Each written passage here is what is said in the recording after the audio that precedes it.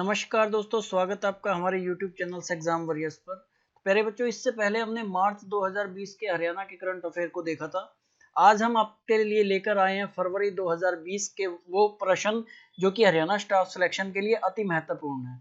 तो स्क्रीन पर आपको पहला प्रश्न दिख रहा होगा कि भावांतर भरपाई योजना के तहत अब कितनी फसलें कवर होगी। तो प्यारे बच्चों, इसका जो राइट आंसर है वो है सी, 10 फसलें कवर होंगी। पहले इसके अंदर जो है 4 फसलें कवर होती थी, पहले 4 फसलें कवर होती थी, लेकिन अब कितनी कवर होंगी? 10, 4 प्लस 6। इस योजना का जो आपको जैसे नाम से ही पता चल रहा है, भाव अंतर, ये योजना हरियाणा सरकार ने इसलिए लागू की कि किसान को अपनी जो फसल का है उचित दाम नहीं मिल पाता था कई बार, तो उसका जो डिफरेंस रह जाएगा वो इस योजना के तहत कवर किया जाएगा। पहले इसमें जो 4 फसलें कवर होती थी वो होती थी टमाटर, प्याज, आलू और गोभी। ठीक है, अब इसमें जो 6 फसलें और ऐड हो गई हैं वो क्या है? मटर, किन्नू, अमरूद, शिमला मिर्च और बैंगन। यहाँ पर एक प्रश्न और भी बनता है प्यारे बच्चों कि इस योजना को लागू कब किया गया, ठीक है, या शुरू कब किया गया? तो 1 जनवरी 2018 को इसे शुरू किया गया, 1 जनवरी 2018 को। ठीक है, नेक्स्ट क्वेश्चन नंबर 2। फरवरी 2020 में जगाधरी में किस मेले का आयोजन किया गया? अब ये जगाधरी किस जिले में पड़ता है, सबसे पहले हम वो देख लेते हैं। जगाधरी पड़ता है यमुनानगर में।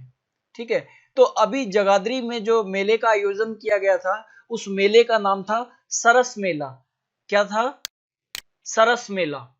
और इसका जो उद्घाटन है इसका जो उद्घाटन है वो पर्यटन एवं शिक्षा मंत्री कंवरपाल गुर्जर ने किया था। और यह राज्य सरकार द्वारा लगाया जाने वाला तीसरा मेला है। कौन सा मेला है? तीसरा मेला। और ये कब से कब तक चला था? 9 फरवरी 2020 से 20 फरवरी 2020। ठीक है, उम्मीद करता हूं कि आपको समझ में आ रहा होगा। अगर समझ में आ रहा है तो ज्यादा से ज्यादा शेयर, सब्सक्राइब और लाइक करना मत भूलिएगा। Question number 3। 34वें इंटरनेशनल सूरजकुंड क्राफ्ट मेले में किस राज्य को थीम स्टेट आएगा? ये 3 लिख दिया है, थीम स्टेट आएगा, थीम स्टेट बनाया गया है। तो इसका जो राइट आंसर है प्यारे बच्चों, इसका जो राइट आंसर है वो है हिमाचल प्रदेश। हिमाचल प्रदेश को जो है थीम स्टेट बनाया गया है। और इससे पहले 1996 में भी हिमाचल प्रदेश को थीम स्टेट बनाया गया था।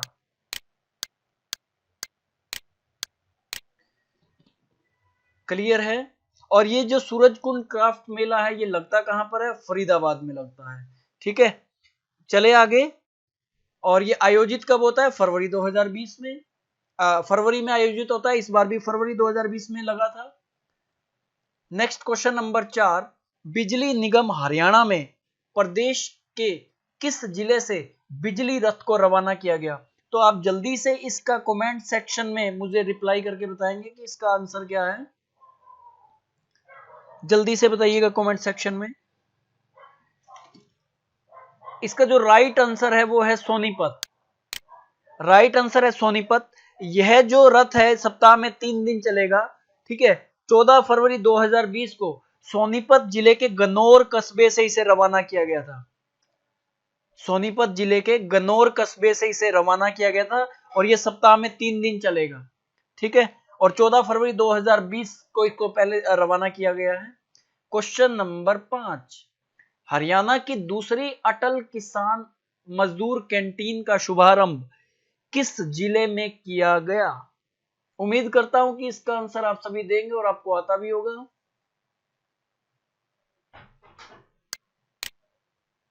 जल्दी से बताइएगा। बिल्कुल सही जवाब दिया है, पंचकुला। इसका जो राइट आंसर है वो है पंचकुला। अब यहां पर क्वेश्चन अराइज होता है कि पहली कैंटीन कहां थी? ये तो दूसरी अटल किसान मजदूर कैंटीन है पंचकुला में, तो पहली कहां पर है? पहली है करनाल। पहली करनाल।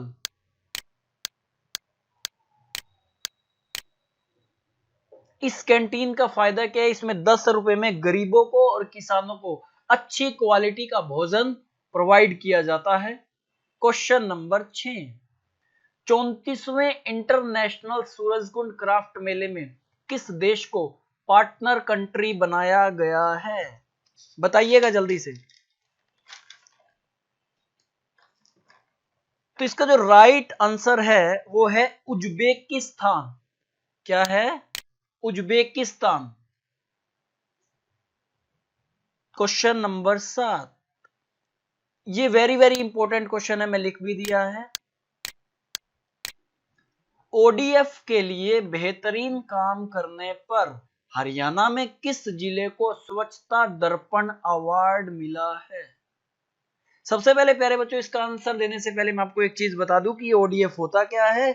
ओडीएफ की फुल फॉर्म आपसे पूछी जा सकती है, क्योंकि अभी करंट में था, ये सर्वे चल रहा था नगर निगम के द्वारा, सभी टीमें लगी हुई थी। तो ओडीएफ की जो फुल फॉर्म होती है वो होती है open defecation free. Open defecation free. Open defecation free ये जो है स्वच्छ भारत मिशन के तहत शहर और गांव को स्वच्छ रखने के उद्देश्य से इस ओडीएफ को लागू किया गया था। और इसका जो शुभारंभ है वो हमारे देश के प्रधानमंत्री नरेंद्र मोदी जी ने 2 अक्टूबर 2014 को किया था। ठीक है। और प्रधानमंत्री जी ने क्या कहा था कि महात्मा गांधी के 150वीं जयंती पर क्या कर देंगे, वो सभी को स्वच्छ बनाने का उनका जो है उन्होंने संकल्प लिया था। महात्मा गांधी के 150वीं जयंती पर संपूर्ण भारत को स्वच्छ बनाने का उन्होंने संकल्प लिया था हमारे प्रधानमंत्री जी ने। तो यहां पर ओडीएफ के लिए जो बेहतरीन काम करने पर हरियाणा में जिस जिले को स्वच्छता दर्पण मिला है वो है पानीपत। Option B, Panipat. ठीक है। तो यहां ओडीएफ की फुल फॉर्म क्या है? Open defecation free. Next question number 8, कौन सा हरियाणवी सुखोई विमान उड़ाने वाले स्क्वाड्रन के कमांडिंग अफसर बने हैं? जल्दी से जवाब दीजिएगा कमेंट सेक्शन में।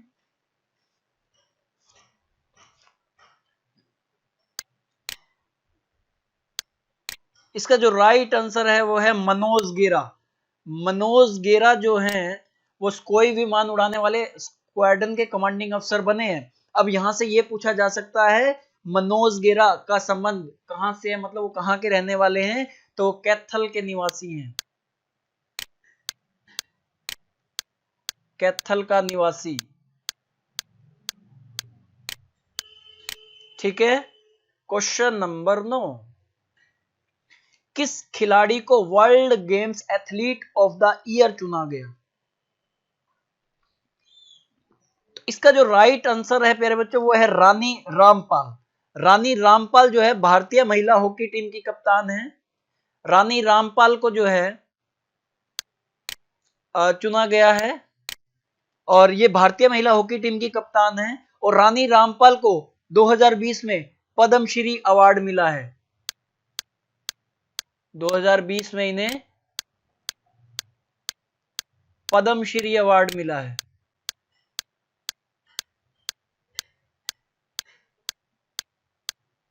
ठीक है। और इसका संबंध, ये कहां की रहने वाली है रानी रामपाल? कुरुक्षेत्र की, शाहबाद की। ठीक है। क्वेश्चन नंबर 10, हरियाणा के पहले मत्स्य विज्ञान महाविद्यालय का उद्घाटन किसने किया और कहां पर यह नवनिर्मित किया गया? ठीक है। तो ये क्वेश्चन बनता है। तो हरियाणा के पहले मत्स्य विज्ञान महाविद्यालय को कहां पर नवनिर्मित किया गया है? तो इसका राइट आंसर है हिसार। हिसार के एचएयू में इसे बनाया गया है। एचएयू में इसे बनाया गया है और पहला मत्स्य विज्ञान महाविद्यालय है। और इसका जो उद्घाटन है वो जेपी दलाल कृषि मंत्री ने किया। जेपी दलाल। जेपी दलाल ने इसका जो है उद्घाटन किया है।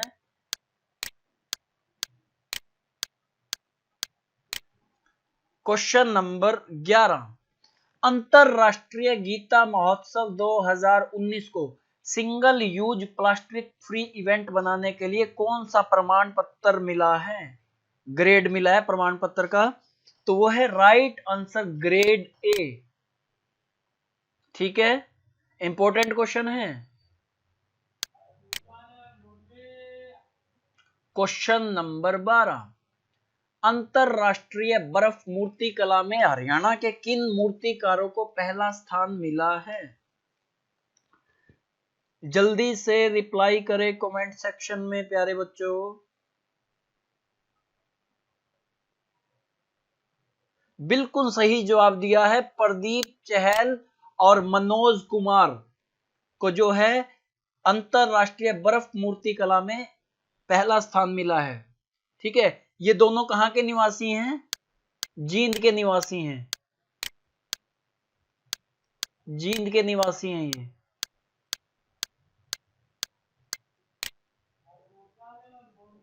और ये जो अंतरराष्ट्रीय बर्फ मूर्ति कला का जो ये आयोजन हुआ था, ये कहां हुआ था? स्वीडन में। आयोजन कहां हुआ था? स्वीडन में। ठीक है, नेक्स्ट क्वेश्चन नंबर 13, दो रॉयल बंगाल टाइगर हरियाणा के किस जिले में चिड़ियाघर में लाए गए हैं? तो इसका जो राइट आंसर है वो है रोहतक। रोहतक चिड़ियाघर में इन्हें लाया गया है। और ये आए कहां से हैं? कानन पेंडारी चिड़ियाघर से।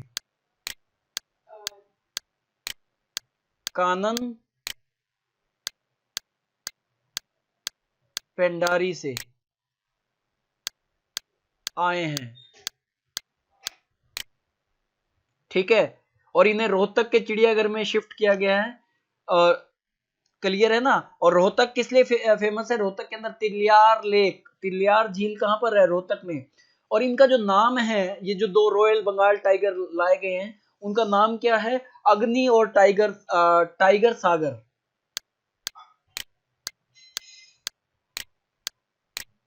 अग्नि और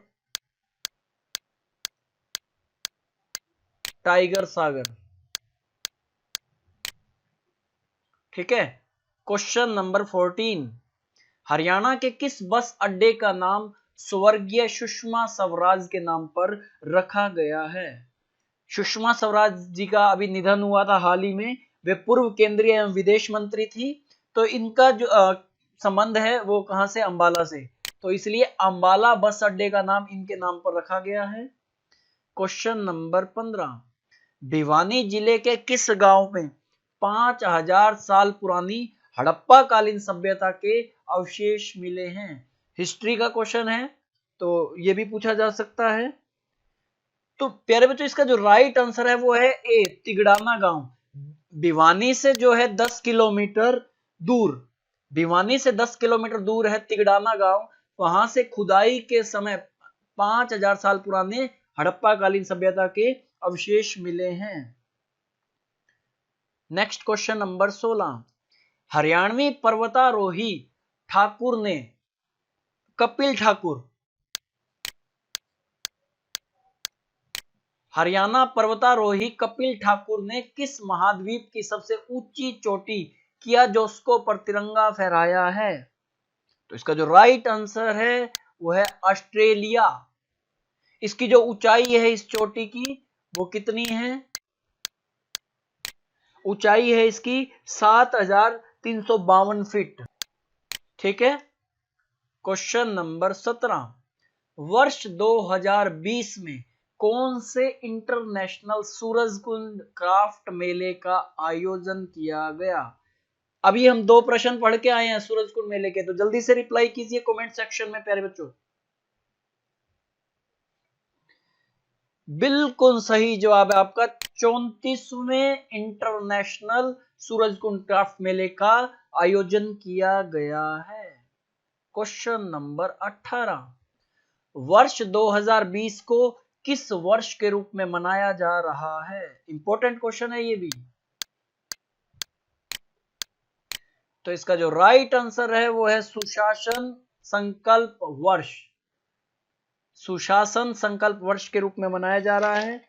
क्वेश्चन नंबर 19, विस्टाडोम कोच लगी देश की पहली ट्रेन का संचालन किस ट्रैक पर शुरू हुआ है? तो विस्टाडोम का मतलब है पारदर्शी, विस्टाडोम का मतलब होता है पारदर्शी। तो ये जो पहली ट्रेन का संचालन है प्यारे बच्चों, ये कहां पर हुआ है? कालका शिमला ट्रैक पर, ऑप्शन नंबर सी। ठीक है, विस्टाडोम पारदर्शी कोच लगी हिमदर्शन एक्सप्रेस। कौन सी ट्रेन है? हिमदर्शन एक्सप्रेस। तो पूछा जा सकता है हिमदर्शन एक्सप्रेस।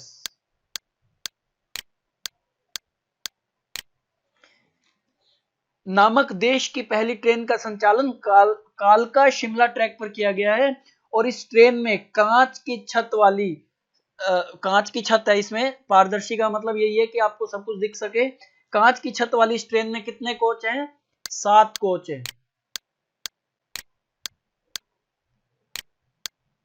ठीक है, क्वेश्चन नंबर 20, हरियाणा में किसी गांव के कितने प्रतिशत मतदाता यदि प्रस्ताव पर मोहर लगा दे तो उस गांव में शराब का ठेका नहीं खुलेगा?